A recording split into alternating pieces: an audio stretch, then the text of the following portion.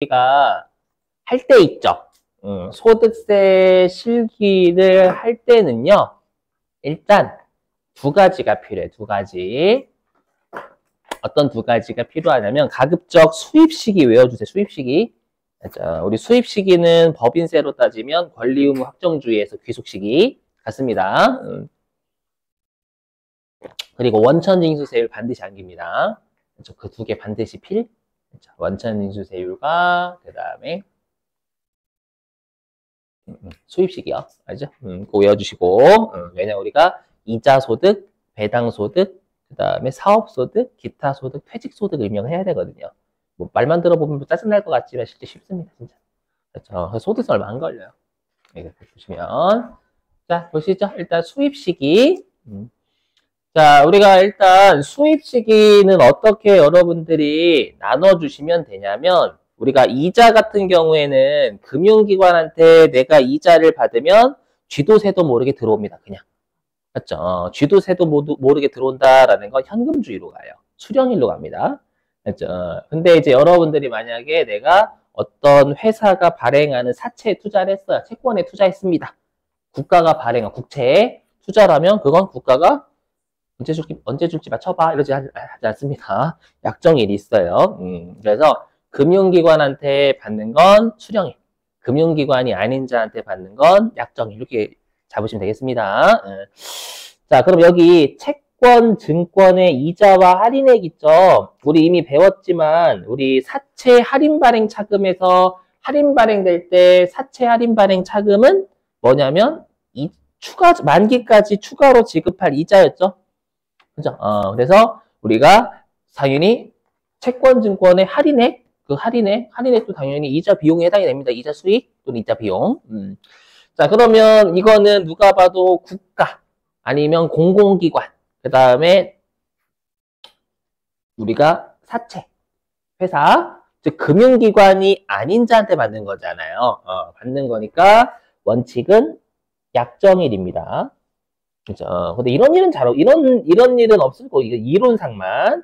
근데 만약에 무기명이래요. 당연히 받아봐야 알죠, 그때는. 맞죠? 이건 이론상이나 존재하는 거지. 만약에 무기명이면 이미 했었지만 여러분들이 이자 배당 소득에서 45% 때려요. 그리고 만약에 금융실명법에 걸리면 90% 때려버립니다. 그냥. 맞죠? 진짜요. 금융실명법에 걸리면 90% 때려버려요. 맞죠? 그래서 이런 일은 거의 없다고 보시면 돼요, 여러분들. 맞죠? 간땡이가 많이 부었으면 가능해요. 맞죠? 난 도피할 생각이야. 이렇게 하면 가능합니다. 자, 그 다음에 예금적금의 이자는 누구한테 받는 거예요? 예금적금의 이자. 그렇죠? 은행한테. 은행한테 받는 거니까 금융기관한테 받는 거면 수령일로 가는 거예요. 마찬가지로 우리가 보험회사로부터 받는 보험금 있죠? 그죠? 아마 여러분들이 배우셨던 게 단기저축성보험. 그죠? 우리 단기저축성보험도 보험회사도 금융기관인가요? 맞아요. 여러분들 오해하시는 요새 무슨 말이세요? 은행 아니에요? 제가 아는 금융기관 은행입니다. 아닙니다. 여러분들 금융기관이라고 검색해 보시면 은행, 카드, 보험, 증권 이렇게 네 가지. 그래서 진짜. 그래서 보험회사한테 받는 것도 금융기관한테 받는 거니까 얘도 원칙은 뭐냐면 받은 날이 수령일로 갑니다. 아니면 해지일이면 해지일 그때 받는 거니까 같이 연결. 자, 그 다음 우리한테 중요한 건 뭐니 해도 비영업대금액이에요. 자, 근데 우리 시험에서 비영업대금의 이익은요, 친절하게 잘 문구를 안 줘요. 어떻게 주냐면 비영업대금의 이익을 나타내는 용어로 줍니다. 뭐냐면 여러분들 우리가 은행에서 돈 빌려주고 이자 받는 건 주된 영업이에요? 아니에요? 은행에서 돈 빌려주고 이자 받는 것. 주된 영업이죠? 그걸 뭐라고 하냐면 영업대금의 이익이다. 영업대금의 이익. 그건 사업소득입니다. 맞죠? 계속 반복적이니까. 그러니까 한마디로 빚자가 들어가면 내가 돈을 빌려주고 이자를 받아요. 근데 그게 주된 영업 활동이 아니다라는 거예요. 근데 어쩌다가 돈 빌려주고 이자 받는 겁니다. 맞죠? 그걸 비영업대금의 이익. 그럼 이건 계속 반복적이 아니니까 사업소득으로 갈 수가 없는 거예요. 이자소득인 겁니다. 맞죠? 그래서 우리 시험에서는 내가 소득을 주거든요. 그 개인한테 돈을 빌려요. 근데 그 개인이 돈 빌려주는 게 주된 영업 활동이 아니다. 이렇게 출제합니다. 그럼 이건 비영업 대금의 이익을 지급하는 겁니다. 맞죠? 그럼 비영업 대금의 이익은 내가 개인이다라고 하면 누구한테 돈 빌리는 거예요? 금융기관 아닌 자. 아닌 자. 금융기관한테 돈을 빌려주면 웃기지. 생각해봐요, 여러분들이. 금융기관한테 가서. 신한은행 가가지고 제가 돈 좀 빌려드릴까요? 신한은행이 좀 이상하게 올 것 같아. 당신은 얼마 있으세요? 전 27조 있는데. 진짜로? 이렇게 쪽팔린 거에 가면. 맞죠? 그래서 비영업 대금의 이익은 금융기관이 아닌 자한테 내가 돈을 빌려주고 이자를 받는 거니까 당연히 약정일로 가요. 아시죠? 요 정도 생기시고. 그리고 통지예금 이자는요, 우리가 거의 못 보는 거예요. 내가 은행에서요, 인출을 통지하고 내가 인출해가는 예금을 통지예금이다라고 합니다. 그럼 이거 인출이 돼, 인출이. 시험에 말 문제가 나올 수는 있지만 여기서 가장 중요한 건 비영업 대금의 이익이에요. 왜냐면 얘는 또 특별하게 원천징수 세율도 이미 법인세 때 배우셨지만 25%, 나머지는 14%거든요, 원칙이. 자, 그 다음에 이제 배당소득입니다. 배당소득. 자, 우리 배당소득의 수입 시기는 언제냐면 권리 의무 확정주의에 따르면 배당 받은 날이 아니에요. 맞죠? 배당 주겠다라고 결의한 날이 내가 배당받을 권리가 확정되는 겁니다. 그래서 주총일. 맞죠? 근데 시험에서는 주총일이라고 안 내고요. 이익잉여금 처분결의라고 줄 거예요. 그래서 일반적인 배당은 당연히 이익잉여금 처분을 결의하는 주총일에 내가 배당받을 권리가 확정이 돼요. 무기면 배당 이론상이나 존재하는 배당이고요. 알죠? 받아봐야 알겠죠, 당연히 이때는. 근데 내가 이름도 모르는 회사에 투자를 하면 미친놈 아니야, 그거? 그죠? 거의 간땡이가 배 밖으로 나온 거예요. 그죠? 나는 모험을 즐긴다. 난 돈 필요 없다. 막 이런 거. 맞죠? 이건 거의 없는.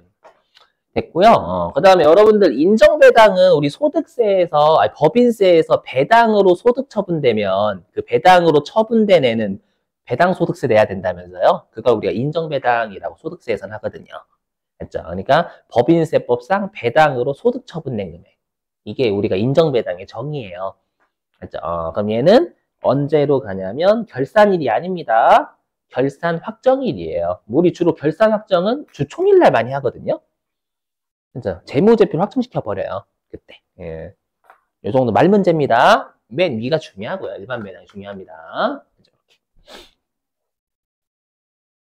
되셨죠? 자, 그리고 이제 여기 중요하죠. 특히 여러분들 가장 중요한 게 뭐니 해도 아래에 있는 조건부 종합과세입니다. 자, 잃어버린 기억을 찾아서. 뜨뜨뜨뜨 다큐멘터리. 혼자 생쇼하는데 이거. 잃어버린 기억을 찾아서. 뭐냐? 이 조건부 종합과세가 연말정산하고 연결이 돼요. 이거 하기 전에 얘부터. 자, 여러분들 좀 우리가 구분해야 될 게 우리가 종합과세라는 건 우리 2배사 근연기 요 6가지 소득을 종합소득이다라고 하죠. 그죠? 1년에 한 번쯤은 발생할 수 있는 소득들. 그죠? 그럼 얘네들은 원칙이 다음 연도 5월 달에 6가지 소득을 합쳐서 신고하는 종합과세. 맞죠? 하지만 분리과세, 원천징수를 앞세면 끝내는 거. 맞죠? 그래서 조심하실 게 뭐냐면 여러분들이 이 분리과세라는 뜻은 연말정산에서 중요한 게 신고할 금액이 0인 거예요. 이게 중요해요. 신고할 금액이 없다라는 겁니다. 왜? 원천징수로 끝낸다라는 건 다음 연도 5월 달에 신고하지 마라는 거거든요. 응? 근데 여러분들 좀 복습 좀 해볼게요. 높아지면 조심스럽다. 자, 우리 그 여러분 연말정산 쪽 있잖아요. 인적공제 있잖아. 인적공제에서 우리 60세 뭐 그거 외우고 계실 거고 20세 이하, 60세 이상 소득금액 요건 있잖아요. 불러볼래요? 소득금액 요건 일단 첫 번째 어떻게 100만 원이야?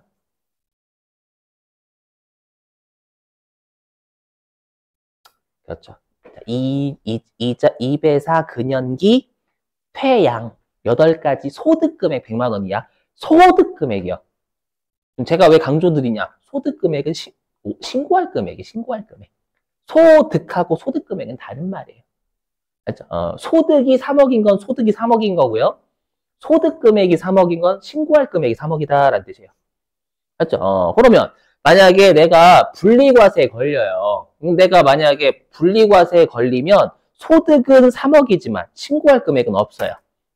그렇죠? 항상 그 100만 원 이하 있죠? 그 100만 원 이하는 신고할 금액 기준이지 내가 벌어들인 금액 자체를 얘기하는 건 아니에요.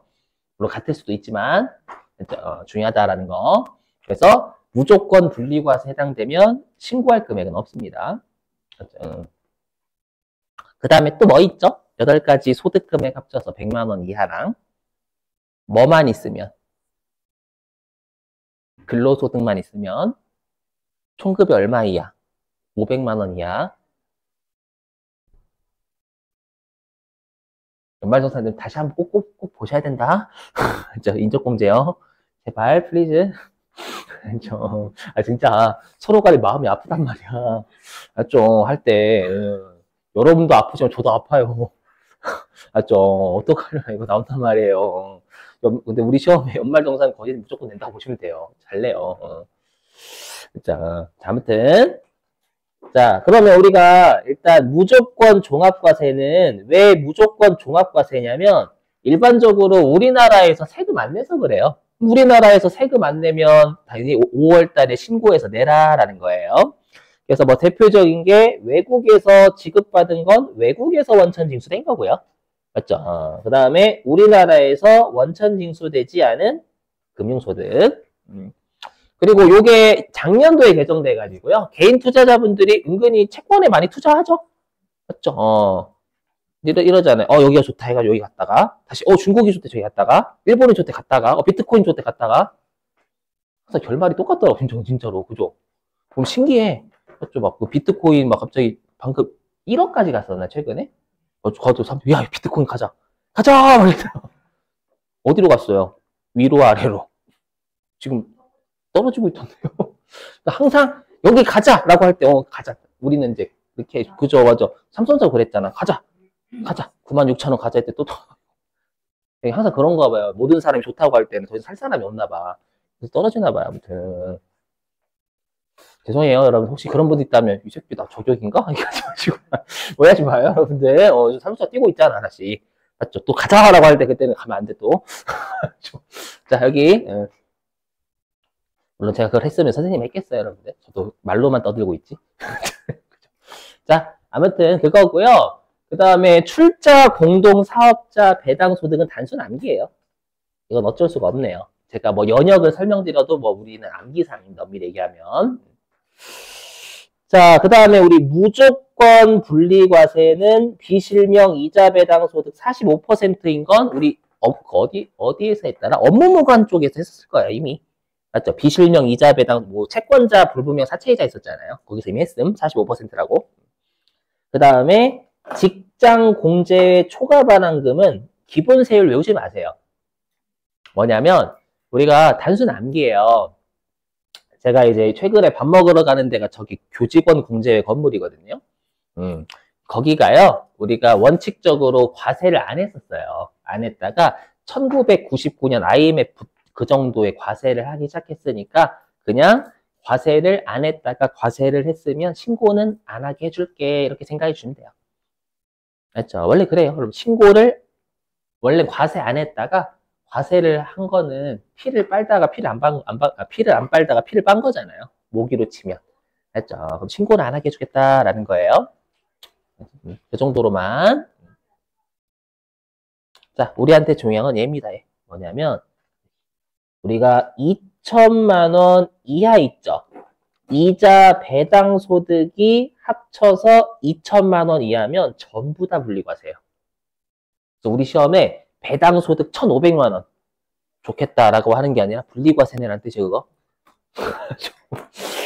좋겠다. 원래 좋지. 알죠? 1,500만 원 이러면 여러분들이 그거 신고할 금액 없다는 얘기잖아요. 분리과세니까. 맞죠? 그럼 소득 금액 만족한다라는 뜻이에요. 배당 소득이 1,500만 원이면 배당 소득은 1,500만 원이지만 배당 소득 금액은 0인 거예요. 들리세요? 이게 들려야 돼, 반드시. 배당 소득은 1,500만 원이지만 배당 소득 금액은 0인 거예요. 신고할 게 없잖아요. 그죠? 자, 그리고 2천만 원을 초과하면 이건 전부 다 종합이에요. 전부 다 신고해야 돼요. 됐죠? 그래서 이자 소득하고 배당 소득을 합쳐서 얘가 이제 여러분들 2천만 원을 초과한다라고 하면 전부 다 종합이에요. 다 신고해야 돼. 예. 그러니까 친하게 지낼 사람인 거죠. 친구나 동생이 와가지고 언니를 하기 그냥 우리 한 분이니까 미안해요 여러분 차별하는 건 아니고 언니 와가지고 나 이번에 이자 소득 신고하라고 왔는데 어떻게 해야 돼요? 네가 언니지 내가 왜 언니 이렇게 하면 되는 거예요. 그죠. 남자들이 그런 거 있고 돈 많으면 형이라고. 또 동생 해가지고 제가 밥 사줄게. 왜 내가 형이니 네가 형이지. 잘 먹을게. 이렇게 아셨죠? 자, 그리고 중요 뭐냐면 우리가 이자 배당 소득은 원칙이 14%예요. 아셨죠? 14%인데 외워주셔야 돼요. 비영업대금의 이익 있잖아요. 잠시 수업 중이에요. 네, 아닙니다. 어머니가 얼굴보다 멈추셨네. 자, 비영업대금의 이익은 25%입니다요. 하여튼 반드시 외우셔야 돼. 비영업대금의 이익이 25%라는 거 중요하다 많이 강조. 네. 자, 그러면 이제 실기 바로 할 건데요. 여기서 여러분들이 주의하실 게 있어요. 자, 주의하실 거 설명. 자, 여기 이제 잘 들어보세요. 하나하고 실기하고 하나하고 실기하고 이렇게 할 거거든요. 근데 중요한 게 뭐냐면 우리가 그 사원 등록하는 메뉴 있었죠. 세무 2급 때 그 사원 등록이 엄밀히 얘기하면 근로소득자 등록이에요. 맞죠? 그리고 급여 자료 입력이 근로소득 자료를 입력하는 거예요. 그런 것들이 다른 속도 같이 있어요. 즉 사원 등록과 같은 게 소득자 등록.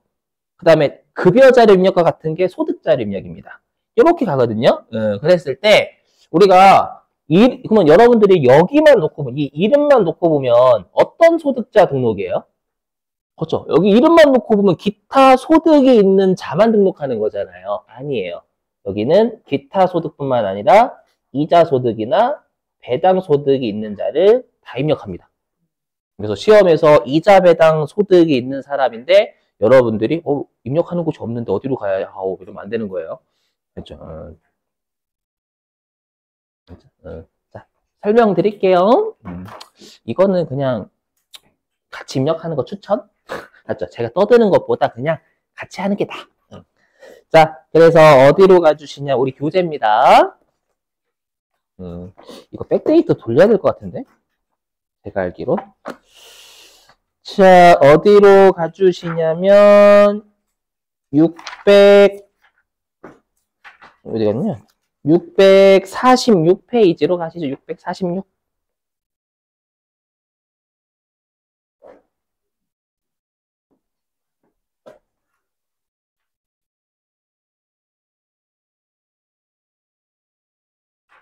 이게 아마 제가 알기로는 입력이 되어 있을 거예요. 그래서 백데이트 좀 돌려야 되거든요, 여러분들. 그 도서출판 어울림으로 갈게요. 뭐야, 어디 갔어? 회계부가 수도 어디 갔지?